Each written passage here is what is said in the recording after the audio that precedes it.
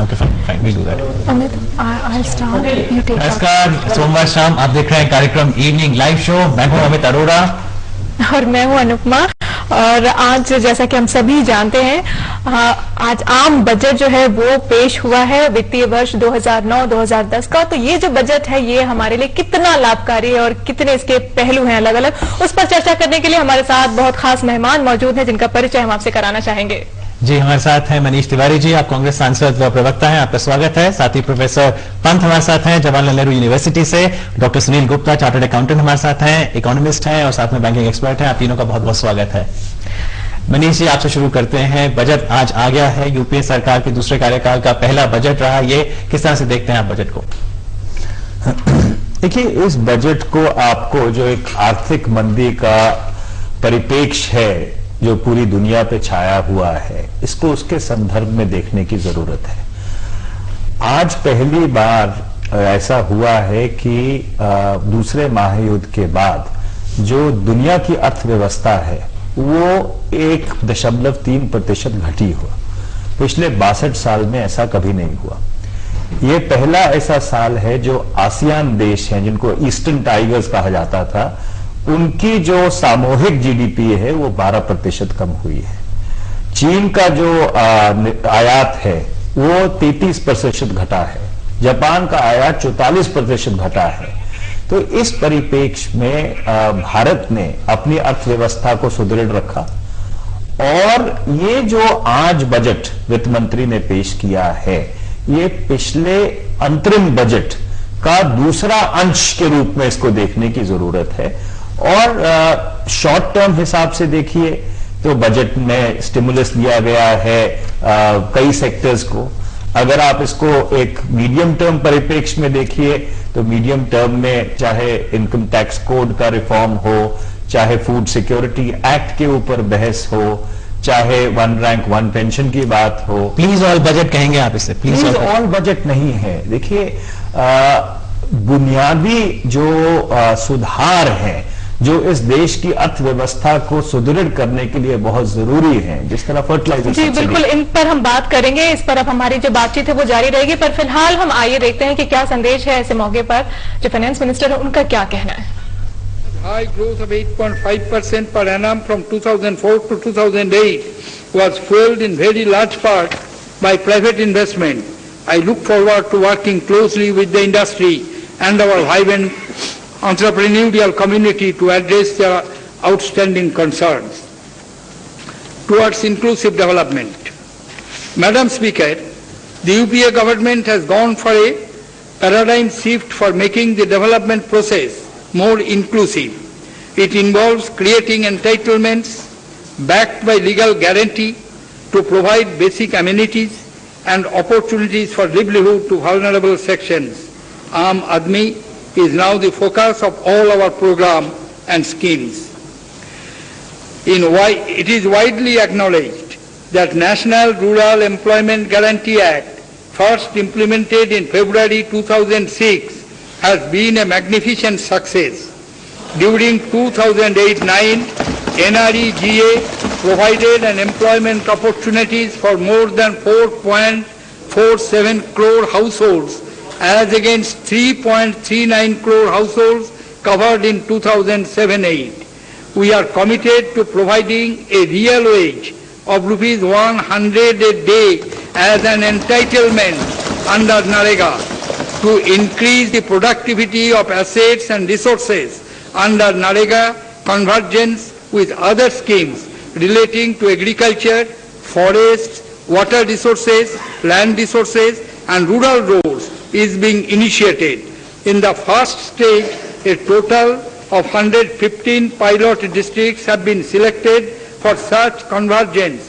Details of these measures and convergence guidelines will be announced by my distinguished colleague, the Minister of Rural Development.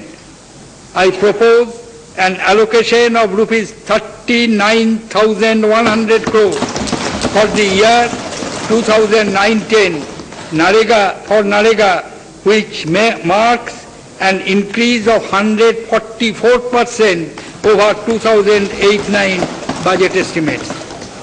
The Bharat Nirman with its 6 schemes, is an important initiative for bridging the gap between the rural and urban areas and improving the quality of life of people, particularly the poor in the rural areas. I propose to step up the allocations of the Bharat Nirman by 45% in 2009-10 over the BE of 2008-9. The Pradhan Mantri Gram Sadak Yojana is one of the most successful programs under Bharat Nirman. I propose to step up the allocation for this program by 59% over BE of 2008-9 to rupees 12,000 crores. I also propose to allocate rupees 7,000 crore for Rajiv Gandhi Gramin Vidyutikaran Yojana, which represents a 27% increase over 2008-9. श्रोता थे केंद्रीय वित्त मंत्री प्रणब मुखर्जी, जिन्होंने आज संसद में 2009-2010 के लिए बजट रखा। हम यूनियन बजट 2009 पर चर्चा कर रहे हैं। हमारे साथ बहुत खास मेहमान हैं जिनका परिचय हम आपसे करा चुके हैं। सीधी बात करते हैं, इस पर आते हैं। टैक्सेशन बेनिफिट की बात कही जा रही है, साथ ही साथ अभी आपने कहा कि आधारभूत जो ढांचा है उसको हम मजबूत करेंगे, भारत निर्माण की भी बात कहते हैं। तो क्या ये कह सकते हैं कि आम आदमी की उम्मीदों पर बजट जो है वो पूरी तरह से खरा उतरा है, या कहीं इसमें जो है वो कुछ छुपा करके रखा गया है? उसके लिए भी जानने को पंत जी आप क्या कहना चाहेंगे? आप एक वरिष्ठ अर्थशास्त्री हैं इसमें। देखिए, एक तो पहली आप बात याद रखिए कि जो आम आदमी है, जिससे आई think what you mean is the poor man, उसको कोई बजट का डायरेक्ट बेनिफिट नहीं हो सकता है, क्योंकि टैक्सेशन प्रपोजल उन्हीं को इफेक्ट करता है जिनकी इनकम टैक्सेबल हो, तो वो तो हो नहीं सकता। इसमें आई think what Manish was saying earlier, एक चीज उन्होंने रखी है कि ये रिसेशनरी टाइम में बजट को न्यूट्रल रखना जरूरी होता है। तो आई थिंक इनके ऑब्जेक्टिव रही है कि लिमिटेड टाइम जो था मई से, बजट को न्यूट्रल रखो, नो मेजर कंसेशंस, क्योंकि आपकी इनकम लॉस भी नहीं होनी चाहिए, और no major new tax proposals. तो क्या किया है, टैक्सेशन को रैशनलाइज किया है। जैसे आप इनडायरेक्ट टैक्स में देखेंगे, कुछ चीजें नीचे स्लैब से ऊपर चले गई, ऊपर से नीचे चले गई है। कस्टम्स में कुछ एक्सपोर्ट्स को बेनिफिट दिया in terms of duty remission, duty drawbacks, but no major change in tax structure, जिससे कि ना तो कुछ बढ़ा हुआ है और ना कोई गिरा हुआ है। प्रोफेसर पंत कह रहे हैं सुनील जी कि एक न्यूट्रल बजट है। आप किस तरह से देखते हैं? आपकी पहली प्रतिक्रिया क्या थी जब आपने बजट को सुना? देखिए, जो तिवारी जी ने भी कहा, पंत जी ने भी कहा, जो बजट आया है वर्तमान परिस्थिति में इससे अच्छा बजट नहीं दिया जा सकता। इसको ना तो सरकार की कोई मजबूरी है, ना ही कोई और बात है। हमको ये देखना चाहिए कि सरकार आखिर चाहती क्या है। सरकार सबको बेनिफिट देना चाहती है, लेकिन जितना उसके झोले में होगा उतना ही बेनिफिट दे पाएगी। उन्होंने आधारभूत ढांचा भारत का डेवलप करने के लिए जो इंफ्रास्ट्रक्चर डेवलपमेंट की बात कही है, गरीबों के उत्थान की बात कही है, या रूरल अपलिफ्टमेंट की बात जो करी है, किसानों के उत्थान की बात करी है, और जो एजुकेशन को बढ़ावा देने की बात जो करी है, ये सारी चीजें भारत को आगे ले जाने में सक्षम है। इनसे न सिर्फ एम्प्लॉयमेंट जनरेट होगा, जो सारा पैसा सरकार इन सारी सुविधाओं में खर्च करेगी, वो सारा पैसा इकोनॉमी में ही आना है।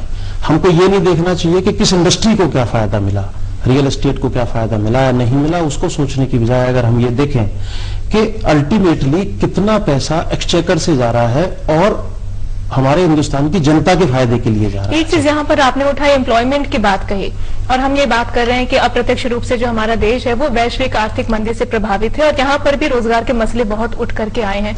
ऐसी स्थिति में मनीष जी, आप क्या देखते हैं इस बजट में रोजगार की जो बात है, उस वर्ग को जो सबसे ज्यादा प्रभावित हुआ है रिसेशन से, जिनकी नौकरी चली गई है, वो कौन सी उम्मीद की किरण ढूंढते हैं? देखिए, जो नौकरियां गई हैं या रोजगार के या जा रही हैं, या रोजगार के आपको और साधन पैदा करने हैं, उसके लिए बहुत जरूरी है कि आप उन सेक्टर्स में इन्वेस्ट करें जिनका एक एम्प्लॉयमेंट मल्टीप्लायर इफेक्ट होता है। और इसीलिए अगर आप इस बजट में देखेंगे तो सड़कों के ऊपर विशेष ध्यान दिया गया है, क्योंकि ये कहा जाता है कि 1 रुपया जो सड़क पे लगता है वो 7 गुना रोजगार पैदा करता है। इसी तरह से आपके रेलवेज जो लेबर इंटेंसिव है, और ममता बनर्जी ने भी कई नए प्रोजेक्ट्स का ऐलान किया है, उसको वित्तीय सहायता बढ़ाई गई है।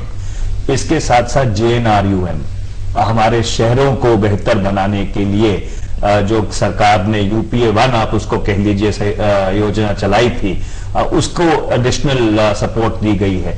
तो ये जो सारे सेक्टर्स हैं और उसके साथ साथ जो एक्सपोर्ट सेक्टर को बेनिफिट्स दिए गए हैं, वो दो धारी चीज है। एक तो क्योंकि एक्सपोर्ट सेक्टर सबसे ज्यादा प्रभावित हुआ है, जो आर्थिक मंदी का प्रभाव है, पर इसके साथ साथ एक्सपोर्ट सेक्टर बहुत ज्यादा लेबर इंटेंसिव भी है।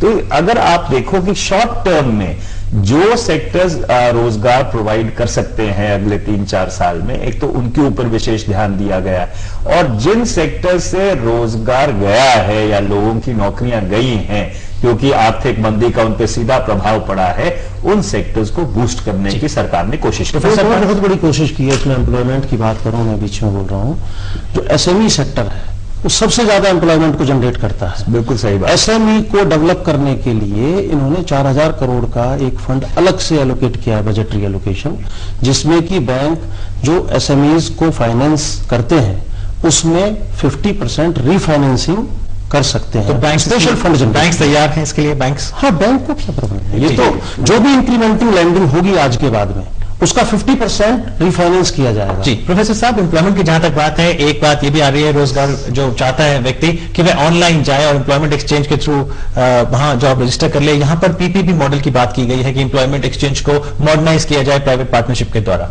हाँ, बट लेकिन that is not the most important. Most important is management. वो तो बहुत छोटी चीज है, 8-9% टोटल एम्प्लॉयमेंट। उसको आई थिंक वो कोई बहुत बड़ी सुविधा नहीं है, वो थोड़ी कन्वीनियंस की बात है। आईटी ऑनलाइन कर सकते हैं। आई थिंक द अदर जो एक आप देखेंगे इंफ्रास्ट्रक्चर में, नॉर्मली इकोनॉमिस्ट इंफ्रास्ट्रक्चर को डिमांड की तरफ से देखते हैं, लेकिन डेवलपिंग कंट्री में एक और तरीका देखिए।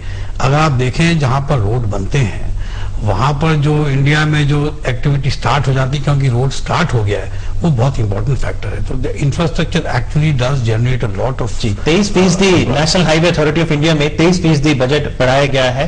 और इसमें एक में अगर मैं कर दूं, अगर यूपीए का हाईवे रिकॉर्ड वही रहा जो पहले रहा था, then this budget will be a waste of time. Let me और नागरिक सुविधाओं की अगर हम बात करें, ये इनकी बात बिल्कुल सही है कि पिछली बार यूपीए का जो हाईवे रिकॉर्ड था, चलो वो तो नहीं था जो विपक्ष कहती थी, पर वो भी नहीं था जो होना चाहिए था। तो इस बार कमलनाथ जी ने कहा है कि हम जो हमारा टारगेट है उसको 20 किलोमीटर रोड प्रतिदिन, 20 किलोमीटर शायद उन्होंने प्रतिदिन की बात की है, 20 किलोमीटर प्रतिदिन की बात। अगर वो हो तो रोजगार अवसर बहुत। देखिए, आपके जैसे प्रोफेसर साहब ने कहा, बिल्कुल ठीक कहा, जहां पे सड़क जाती है वहां विकास जाता है। सो इसलिए जहां पे सड़क पहुंचेगी और भी बहुत आर्थिक एक्टिविटी वहां पे शुरू हो जाती है। निश्चित रूप से बहुत सारी सुविधाएं जो है वो पनपेंगी। नागरिक सुविधाओं की बात करते हैं तो एक पहचान पत्र की भी बात है, ये भी बात है कि जो टैक्स रिटर्न फाइल करने की जो भी उसकी जो प्रक्रिया है उसको भी आसान बनाएंगे। और क्या कुछ मिल सकता है एक आम नागरिक को सुविधाओं की अगर हम बात करते हैं तो? देखिए, मुझे नहीं लगता कि इस बजट को आपको सुविधा के तौर पर देखना चाहिए। सवाल यह है कि किस परिप्रेक्ष्य में, किस दुनिया के परिप्रेक्ष्य में इस बजट को लाया गया है, इसको उसमें देखने की आवश्यकता है। और बिल्कुल ठीक कहा प्रोफेसर साहब ने कि ऐसी परिस्थिति में, ऐसी जटिल परिस्थिति में बगैर लोगों के ऊपर बोझ डाले जो सरकार ने वायदे किए थे, चाहे हमने अपने चुनाव घोषणा पत्र में किए हों, चाहे सरकार ने उन्हीं वायदों को राष्ट्रपति के अभिभाषण में दोहराया हो, उन वायदों को पूरे करने की तरफ सरकार ने कदम उठाया है। और मुझे लगता है कि ये बहुत सराहनीय बात है। ठीक है, जैसे कॉर्पोरेट सेक्टर है उसको कुछ सहूलतें दी हैं, फ्रिंज बेनिफिट टैक्स को पैसा ज्यादा नहीं लेके आता था पर बहुत बड़ा इरिटेंट था, उसको अबॉलिश किया है। सुनील जी, एफबीटी जो आप कह रहे हैं इरिटेंट था वो चला गया है, लेकिन सुनील जी अभी भी वहां पर शायद पूरी तरह से राहत नहीं मिली। जो मुख्यमंत्री उनके फाइनेंस मिनिस्टर साहब की स्पीच सुनने से जो लग रहा था कि जो एम्प्लॉयर एम्प्लॉय को बेनिफिट देते हैं उतने के ऊपर एफबीटी हटाया है, but that has been included in the perquisites of the employ. जी, एक तो ये बात है। तो अभी ये क्लियर नहीं है कि कंप्लीट एबॉलिश कर दिया है एफबीटी को या सिर्फ जो बेनिफिट एम्प्लॉयर एम्प्लॉय को देते थे उस पर हटाया। If I can elaborate on the logic of that, I actually agree जो किया है FM, I agree that. Tell you why. क्योंकि क्या था लॉजिक कि दो तरह की इनकम कॉर्पोरेट सेक्टर की होती है, एक जो वो जनरल एक्सपेंडिचर करते हैं, एक जो वो एम्प्लॉय को वेज में देते हैं। एनी इनकम जो एम्प्लॉय को वेज में जाए उसको टैक्स करना चाहिए, लेकिन कंपनीज इसी तरह के देते हैं कि वो समहाउ एस्केप करती थी, तो उसको एफबीटी लगाया। दैट वाज एडमिनिस्ट्रेटिवली इनएफिशिएंट, तो उन्होंने क्या किया, उसको वापस एम्प्लॉय के पास डाल दिया है। So that is really logistic cost कटेंगे, लेकिन कॉर्पोरेशन टैक्स की दर नहीं बढ़ाई, आपको लगता है कॉर्पोरेट को टच नहीं किया? नहीं, एक कर दिया है उन्होंने, बड़े धीरे से कर दिया। कैसे? मैट को 10 से 15% कर उसका असर पड़ेगा? उसका असर थोड़ा पड़ेगा, उससे काफी कलेक्शन मुझे लगता है कि बढ़ेगा, लेकिन पर उसको ऑफसेट भी किया है, लेकिन उसको 7 से 10 साल कर दिया। उसका जो अवधि है उसका बेनिफिट लेने की, वो 7 से 10 साल रही है। देखिए, सवाल ये है कि एक 100 करोड़ का मुल्क है, 100 करोड़ के मुल्क में 40% या 35% लोग हैं जो गरीबी रेखा से नीचे रहते हैं, बाकी मध्यम वर्ग के लोग हैं। आपका जो टैक्स बेस है वो नैरो है, आपको उस टैक्स बेस से पैसा इकट्ठा करके इस 100 करोड़ जनता को सुविधाएं देनी है। तो जो वित्त मंत्री हैं वो सदा ही एक बैलेंसिंग एक्ट में लगे रहते हैं कि किस तरह जिनसे पैसे लेते हैं। तभी आपने देखा होगा कि वो कौटिल्य को दोबारा से कोट कर रहे थे, क्योंकि वो उस सोने की मुर्गी को भी नहीं मारना चाहते हैं, जो उस मुर्गी को भी मारना चाहते हैं सोने का अंडा देती है, पर उनको साथ साथ आज की तारीख में पैसा भी चाहिए, जिससे कि जो गरीब आदमी है या जो आम आदमी है जिसके प्रति हम लोगों ने वायदे किए हैं, उन वायदों को पूरा कर सके। हमारी सैलरी को लेकर हमें बड़ी चिंता रहती है, और पर्सनल टैक्सेशन फ्रंट पे क्या होगा बजट पे, ये बहुत बड़ा सवाल रहता है। 10,000 की छूट महिलाओं के लिए और 15,000 की छूट सीनियर सिटीजन के लिए, 10,000 की बाकी लोगों के लिए भी, क्या इतनी इनकम टैक्स एग्जम्पशन ठीक है? देखिए, कम नहीं भी करते तो कोई ऐसा प्रॉब्लम नहीं है, इतना कोई भारी फर्क नहीं पड़ेगा इसको करने से। अच्छा लगता लेकिन है। एक पीनट है कि भी एक ना से जो अगर लोग शोर मचाते, बिल्कुल, अगर नहीं होता तो वो नहीं करेंगे, ऐसा होता है। लेकिन फिर भी इसका कोई खास फर्क नहीं पड़ता। चाहे यूपीए हो या कोई भी गवर्नमेंट हो, हर एक बजट में कुछ चीजें करनी होती हैं। अब फाइनेंस वित्त मंत्री को देखना होता है ये चीजें मुझे करनी है, क्योंकि सभी करते हैं, तो इसका मैं इम्पैक्ट कैसे मिनिमाइज कर सकता हूँ। आई थिंक ये इन्होंने बजट में बेसिकली ये किया। और ये जो सारे जो भी कुछ भी आपके जो सारे गोल हैं, जो लक्ष्य हैं, और उसमें जो फिस्कल डेफिसिट की बात आती है, तो उसमें कैसे सामंजस्य बैठता है? देखिए, एक तरफ आर्थिक मंदी, एक तरफ पूरे अर्थव्यवस्था के अलग अलग हिस्सों से मांग कि हमको स्टिमुलस दिया जाए, दूसरी तरफ FRBM के टारगेट्स। अब कहीं ना कहीं कोई ना कोई तो कैजुअलिटी बनेगा। तो और वित्त मंत्री ने बिल्कुल साफ कर दिया है कि जो 1,86,000 करोड़ का बजट डेफिसिट है, जो इंक्रीज हुआ है 2.5% से लेके 6.5% 6.5% तक, वो सिर्फ जो स्टिमुलस पैकेजेस हैं उसके कारण हुआ है। तो इसलिए अगर जिस परिस्थिति में आप आ गए थे अक्टूबर-नवंबर में, अगर सरकार वो कदम ना उठाती तो हमारा भी वही हाल होता जो अमेरिका में हुआ है या जो यूरोप में हुआ है। हमको अपने आप को खुशकिस्मत मानना चाहिए कि एक तो हमारा जो डोमेस्टिक सेविंग रेशियो है वो बहुत स्ट्रांग है, उसके अलावा हमारे जो बैंकिंग सिस्टम है, वो बैंकिंग सिस्टम भी शायद आज दुनिया में सबसे वेल रेगुलेटेड बैंकिंग सिस्टम में से है, और इसका बहुत बड़ा फायदा हम लोगों को मिला।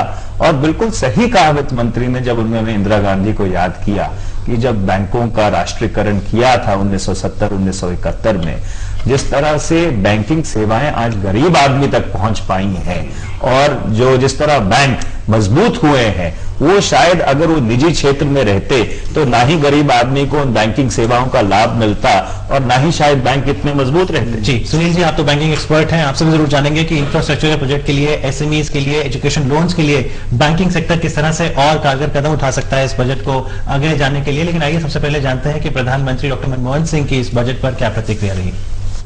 Done any detailed calculation. The finance minister has committed our government to increased disinvestment while maintaining the public sector character of public enterprises.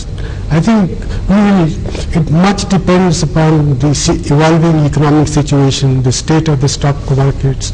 So I think no figure has been mentioned or taken credit of by the finance minister in the budget speech.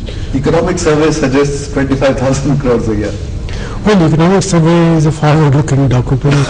Okay.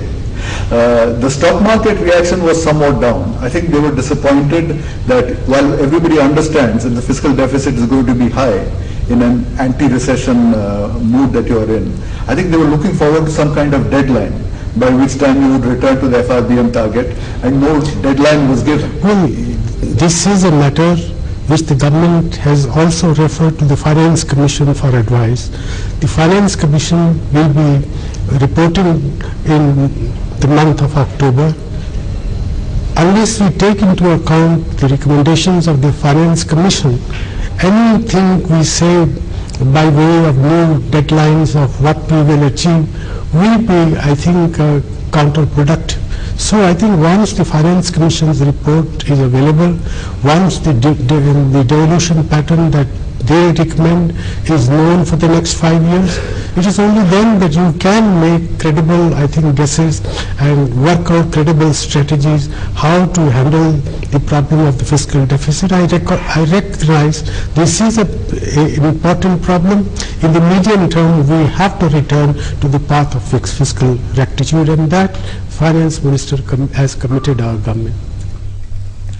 माननीय प्रधानमंत्री doctor Manmohan Singh budget के ऊपर सवालों का जवाब दे रहे थे। Budget के ऊपर ही हमारी चर्चा चल रही है हमारे इस प्रोग्राम इवनिंग लाइव शो में, जिसको आप देख रहे हैं दूरदर्शन के नेशनल नेटवर्क पर। और अब अगला सवाल ये है हमारा कि सोशल सिक्योरिटी की अगर हम बात करते हैं अमित, तो उसमें इंडिया का जो हमारा जो भी अब तक का स्कोप रहा है, जिस तरीके से धीरे धीरे हम आगे बढ़ते हैं, अगर हम विदेशों से तुलना करें तो हालांकि हमारा परिदृश्य, हमारा परिप्रेक्ष्य सब कुछ बहुत अलग है, पर फिर भी टेक्नोलॉजिकली और बाकी चीजों में हम धीरे धीरे उस तरफ बढ़ते हैं। सोशल सिक्योरिटी में हम क्या उम्मीद करते हैं? देखिए, सबसे बड़ा सोशल सिक्योरिटी का जो कदम था वो तो राष्ट्रीय ग्रामीण रोजगार योजना थी, और आज वित्त मंत्री जी ने साफ तौर पे कहा है कि हम प्रदेशों पे नहीं छोड़ेंगे कि मिनिमम वेज कितनी होनी चाहिए। हर व्यक्ति जो नरेगा के तहत काम पाता है हम उसको 100 रुपए प्रतिदिन देंगे। ये एक बहुत बड़ी पहल प्रधानमंत्री जी ने की है।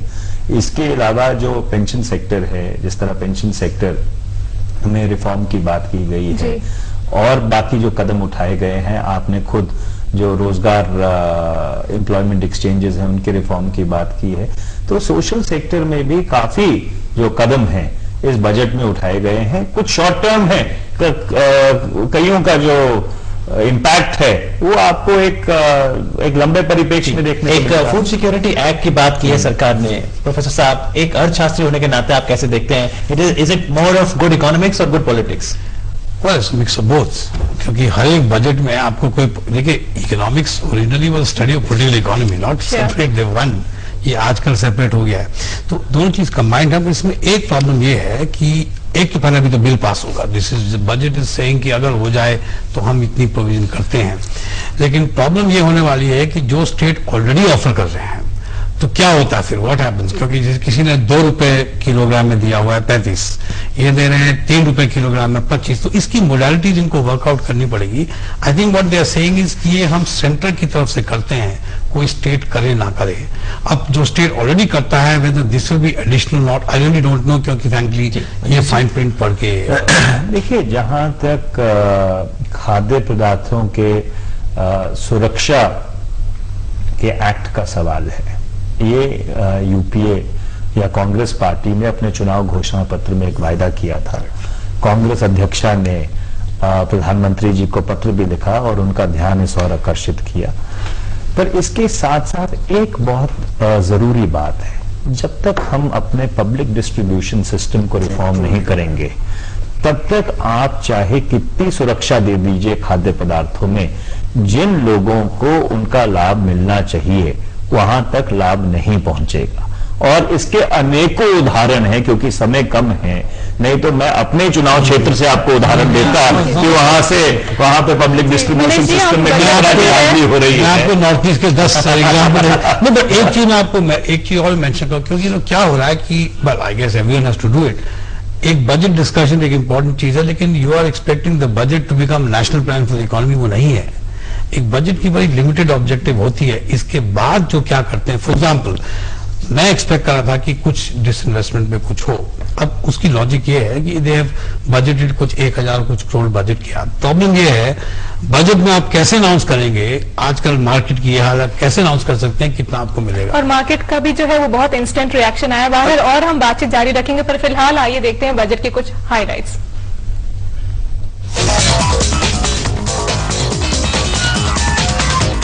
गरीबी रेखा से नीचे रहने वालों को मिलेगा हर महीने 3 रुपए प्रति किलो की दर से 25 किलो गेहूं या चावल। सरकार ने राष्ट्रीय खाद्य सुरक्षा अधिनियम लाने का किया फैसला। सरकार ने दिया आम आदमी पर विशेष जोर। नरेगा के लिए आवंटन 144% बढ़ा। 115 जिलों में पायलट प्रोजेक्ट के तहत अन्य योजनाओं का होगा नरेगा में विलय। भारत निर्माण के लिए आवंटन 45% बढ़ा। अनुसूचित जाति बाहुल्य 1000 गाँवों को नई प्रधानमंत्री आदर्श ग्राम योजना के तहत किया जाएगा विकसित। आयकर छूट की सीमा पर 10,000 रुपए की राहत। आयकर पर 10% सरचार्ज हटा। सरल 2 फॉर्म जल्द किया जाएगा पेश। कॉर्पोरेट कर की दरों में कोई बदलाव नहीं।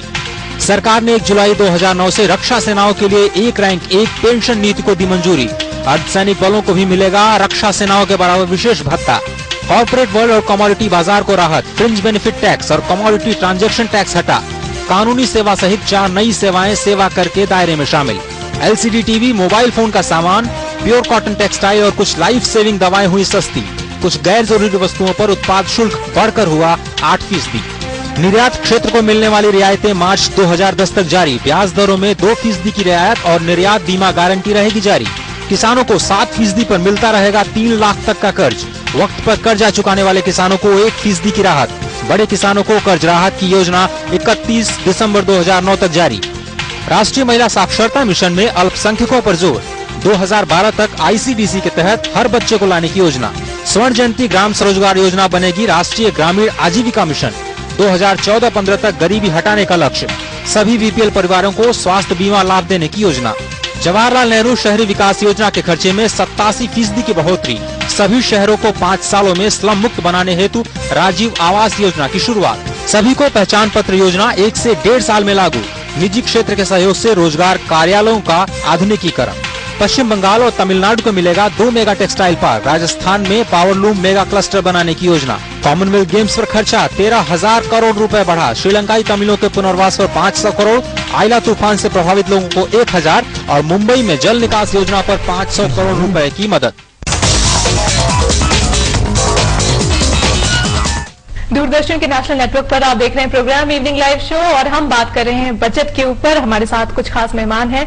अगर बात इसकी करें, आर्थिक विकास दर की बात करते हैं और उस पर यह कहा गया है कि जो 9% उसको प्राथमिकता दी जाएगी कि 9% पर वो बनी रहे। ये बात कहां तक पूरी होती नजर आ रही है?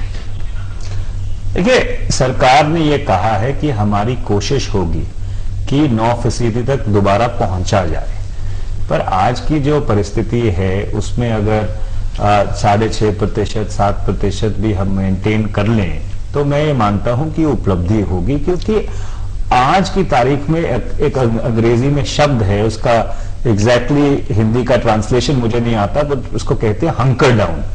तो जब परिस्थितियां खराब हों तो अगर आप अपने घर को बचा के रख लें तो वही क्या कहते हैं काफी है। और इस बजट में या आज की परिप्रेक्ष्य में हर वित्त मंत्री कोशिश वही कर जी। और डिसइन्वेस्टमेंट की बात जो इकोनॉमिक सर्वे ने रखी थी, आज बजट में खास बात निकल के नहीं आएगी, कितना पैसा सरकार वहां से बना पाएगी। प्रोफेसर पंत मेंशन कर रहे थे, तो क्या डिसइन्वेस्टमेंट एक मेजर चीज नहीं रहेगी सरकार के एजेंडे में? देखिए, डिसइन्वेस्टमेंट को लेकर 2 तरह की बात है।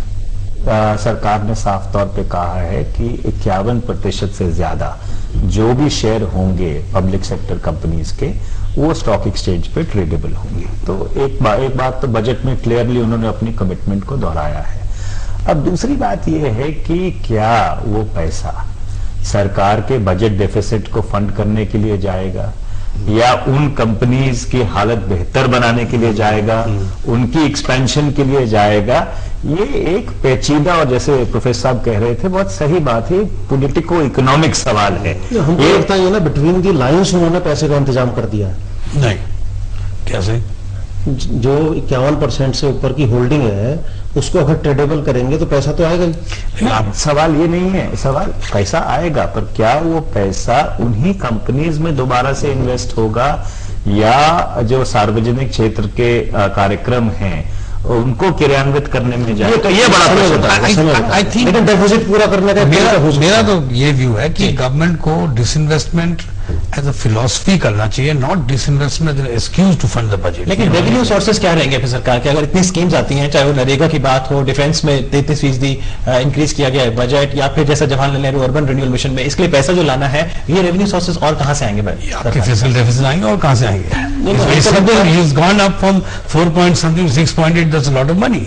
तो वो तो उन्होंने कहा है, एंड एटलीस्ट 2.5 से 6.5, 4%, वो 4 की जगह 5% हो जाएगा। But I think I don't know the government thinking, मेरा फीलिंग ये है कि there are going to be some of budget item, जैसे तेल का पहले बड़ा था, उससे कुछ ऑयल कंपनीज भी सब्सिडी कम हो जाती है, सम अदर आइटम्स में कम later. I think that depends on the spectrum भी आ सकता है। अभी वो अभी लाए नहीं बजट में, एफडीआई को टच नहीं किया, डिसइन्वेस्टमेंट को टच नहीं किया। ये 3 चीजें ऐसी हैं जिनको सरकार ने अभी बजट में टच नहीं किया है। तो लगता है कि धीरे धीरे इसको, लेकिन एक नया सेक्शन जो इनकम टैक्स में आया है, मनीष जी पॉलिटिकल पार्टी से जुटा है, हमेशा से मांग रही है आम जनता की भी कि पॉलिटिकल पार्टीज में ट्रांसपेरेंसी रहे कि किस तरह से फंड्स रेज होते हैं। अब जो डोनेशन पॉलिटिकल पार्टीज को दी जाएगी वह एग्जेम्प्ट रहेगी? नहीं, उन्होंने ये नहीं कहा है। उन्होंने ये कहा है कि चुनाव में जो पैसा दिया जाता है उसमें पारदर्शिता लाने के लिए एक इलेक्टोरल ट्रस्ट बनाए जाएंगे, जिसको अंग्रेजी में पास थ्रू व्हीकल्स कहते हैं, जिससे कि जो पैसा है वो सीधा राजनीतिक दलों के पास ना जाकर उन ट्रस्ट के पास जाए। अब इसके पीछे वित्त मंत्री की क्या सोच है, सीबीडीटी किस तरह का उसको क्रियान्वित करती है, इसको अभी देखना पड़ेगा। पर उन्होंने एक संकेत दिया है कि हाँ, राजनीतिक पार्टियों की जो फंडिंग है उसका रिफॉर्म हमारे एजेंडे में। बहरहाल बजट के ऊपर जो है हमारी बातचीत अमित वो जारी रहेगी, और बजट जो है ये भी समझ में आता है कि हर वर्ग को संतुष्ट करने की कोशिश की गई है, लेकिन हर वर्ग जो है वो उसकी जो संतुष्टि दर है वो अलग अलग है। क्या प्रतिक्रियाएं हैं कुछ आम लोगों की, आइए देखते हैं। All other direct and indirect taxation, all direct issues, infrastructure and other things, he must give top priority to the establishment of judicial, of infrastructure for the judicial system. According to me, this budget is a stimulating budget and will give a boost to the economy of the country. Although the share market has taken it slightly negatively for today or a couple of days beyond. But in the long run, it is if it is analyzed properly, we'll find that the budget has taken care of everything rather, and has not given any particular non-attention to any sector whatsoever. Even the personal taxes, there has been an increased limit. The limit has increased to by 10,000 rupees. Surcharge has been demolished altogether on personal taxation. Budget से मुझे नहीं लगता कि हमारी अर्थव्यवस्था में कोई सुधार होगा। कि किसान की जैसे लोग इन्होंने बजट में कहा कि कुछ कर्जे माफ कर दिए हैं, मुझे लगता है ये तो और बढ़ावा है।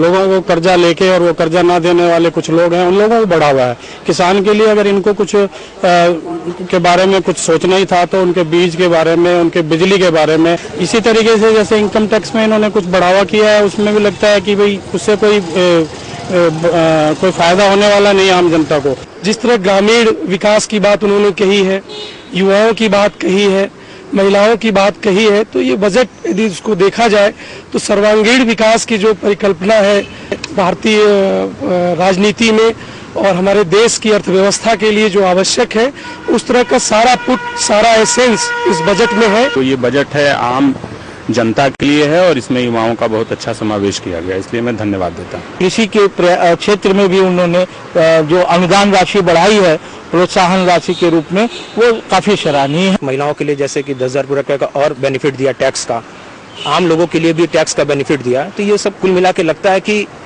अच्छा और बहुत अच्छा प्रयास रहा है बजट का।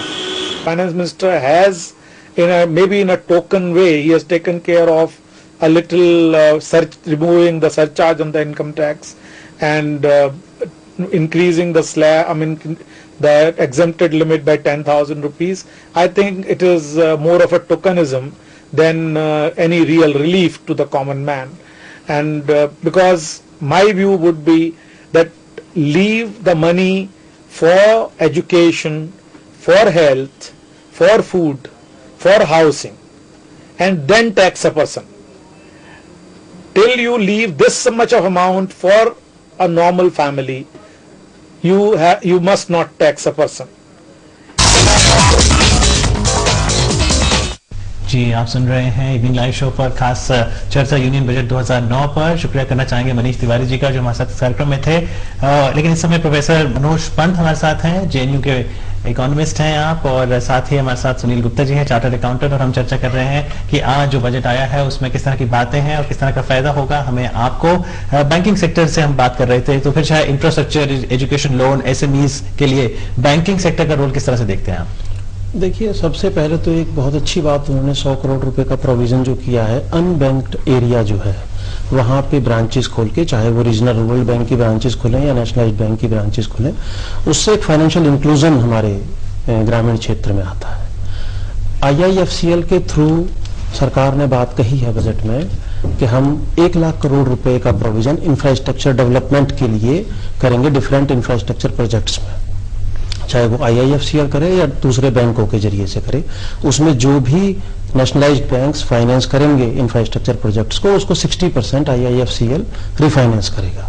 तो ये एक बहुत बड़ा स्टेप है। इसमें बहुत कुछ एम्प्लॉयमेंट जनरेट होने की बात होती है या फिर इन सब सुविधाओं में विकास की बात। और बात करें अगर फार्मर्स के लोन की बात करें तो उस पर उन्होंने 7% पे उनको लोन दिया है। खासतौर से बड़ी अच्छी बात है कि ईमानदार जो किसान थे उनको 1% की रिबेट दी। बिल्कुल। और वो अगर हम बात करते हैं, कृषि की बात करते हैं, तो उसमें बहुत सारी बातें जो हैं वो निकल करके आई हैं। लेकिन अगर अर्बन पुअर की बात करें और स्लम ड्वेलर्स की बात करें तो वो भी एक जो मुद्दा होता है कि गांव से लोग निकल करके शहर में आते हैं और फिर शहर में आबादी बढ़ जाती है, वहां पे स्लम्स में भी रहते हैं। रूरल हाउसिंग उसके लिए दे हैव प्रोवाइडेड, वो जवाहरलाल अर्बन रिन्यूअल मिशन जो है उसके लिए एक्स्ट्रा फंड दिया है। देन दी एक और जो अर्बन मिशन है उसके, मैं आपको बता रहा हूँ, प्रॉब्लम ये स्कीम्स की नहीं है, प्रॉब्लम ऑफ बजट है। प्रॉब्लम है कि इंप्लीमेंट क्यों नहीं होते। जेएनयू पर ये विजन जो है वो किस तरफ चलता है वो? This is the correct vision. क्योंकि अगर आप ये कहें कि हर एक बजट को खाली खाद्य क्षेत्र में सोचना चाहिए, अर्बन का सोचना नहीं चाहिए,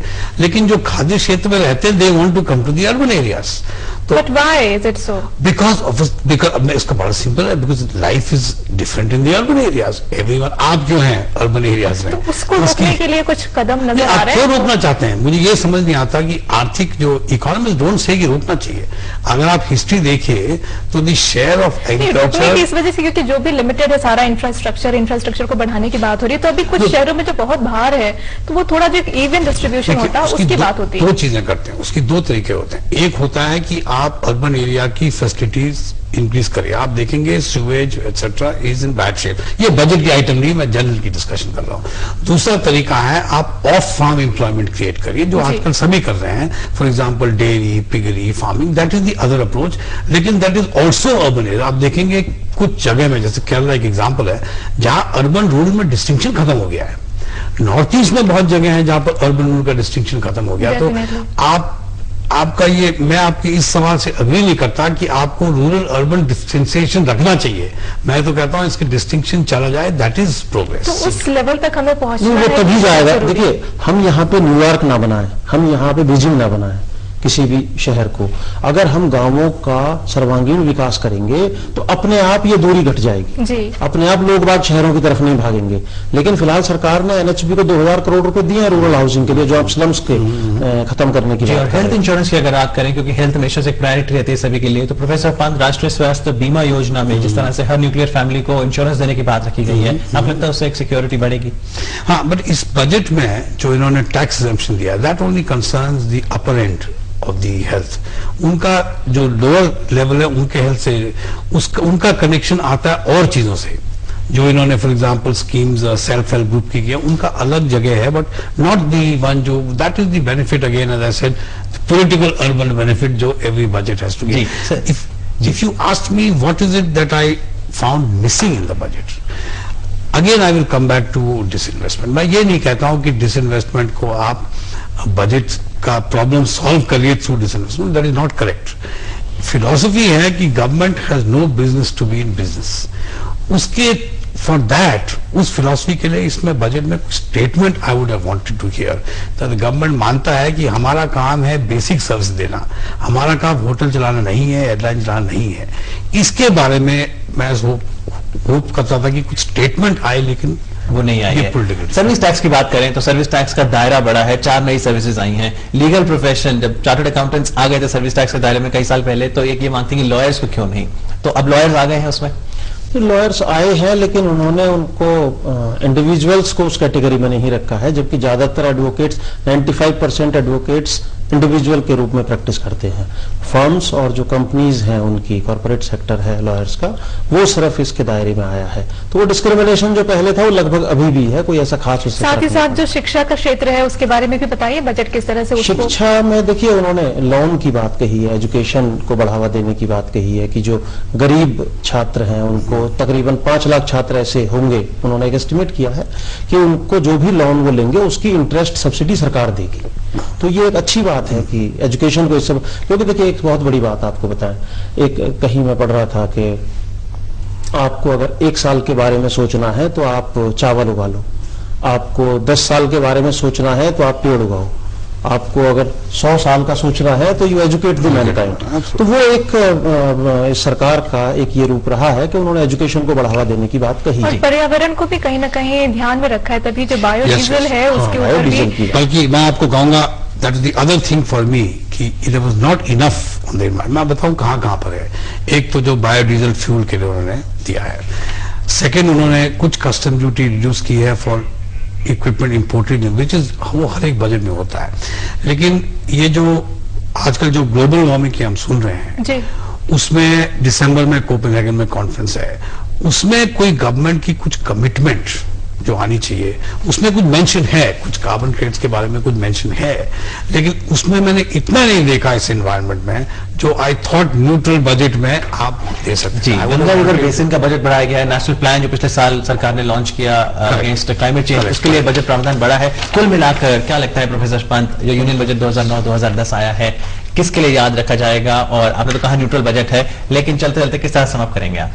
मैं तो ये कहूंगा कि समस्या है, ये सब समझे कि बहुत सीरियस समस्या है। समस्या में है ये एक ऐसा बजट है विच इज क्वाइट रीजनेबल। और बहुत संक्षिप्त में कॉन्ट्रैक्टर्स भी जो छूट गए हैं उनकी बात हमसे छूट गई है, वो भी कॉन्ट्रैक्टर्स के लिए देखिए इन्होंने एक बहुत अच्छा छोटा सा एक चेंज कर दिया है जिसके दूरगामी परिणाम होंगे हमें लगता है, और कुछ समस्याएं भी आएंगी। इन्होंने कहा है कि भी इंडिविजुअल्स और HUF के जो कॉन्ट्रैक्टर्स हैं या सब कॉन्ट्रैक्टर हैं उनमें 1% टैक्स डिडक्टेड एट सोर्स होगा, TDS होगा, और जो अदर सेक्टर हैं चाहे वो फर्म्स हैं या कंपनीज हैं उसमें कॉन्ट्रैक्टर और सब कॉन्ट्रैक्टर सब पे 2% TDS होगा, जबकि अभी तक सारे सब कॉन्ट्रैक्टर्स पे 1% TDS हुआ करता था। तो इससे बहुत बड़ी प्रॉब्लम हमको लगता है कि सब कॉन्ट्रैक्टर्स का जो लोग काम करते हैं इंफ्रास्ट्रक्चर के लाइन में आने वाली। ऐड कर लूं जो गुप्ता जी, ऐसा होता है कि बजट में 2 चीजें हैं, बजट आज ही बना है, इसमें 2 चीजें, एक फिलॉसफी जिसकी बात मैं डिस्कस कर रहा था, उसमें इसको फॉल्ट करना इजी नहीं है, दूसरी है फाइन प्रिंट।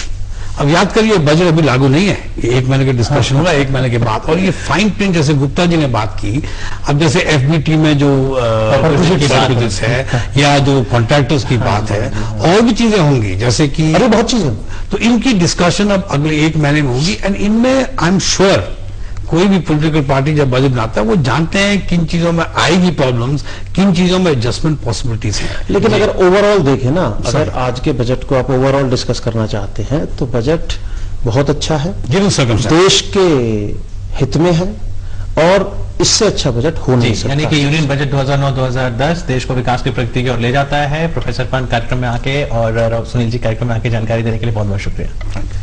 और जैसा हमारे मेहमानों ने कहा कि जब फाइन प्रिंट बजट का पढ़ेंगे और बजट सत्र में जब अभी चर्चा होगी तो यकीनन कई और बातें निकलेंगी, लेकिन मोटे मोटे तौर पे बात निकल के आई है कि यूनियन बजट में कई प्रावधानों की बात रखी गई है, कई स्कीम्स की बात रखी गई है, और न केवल रूरल सेक्टर जैसा अनुपमा आपने कहा कि अर्बन सेक्टर को भी काफी स्कीम्स दी गई हैं। फिस्कल डेफिसिट जो 4.5 से बढ़कर 6.8% हो गया है, वो थोड़ा कॉज ऑफ कंसर्न जरूर है, लेकिन अगर इकोनॉमिक बेनिफिट्स आते हैं लॉन्गर रन में तो फिर शायद बिल्कुल ठीक है।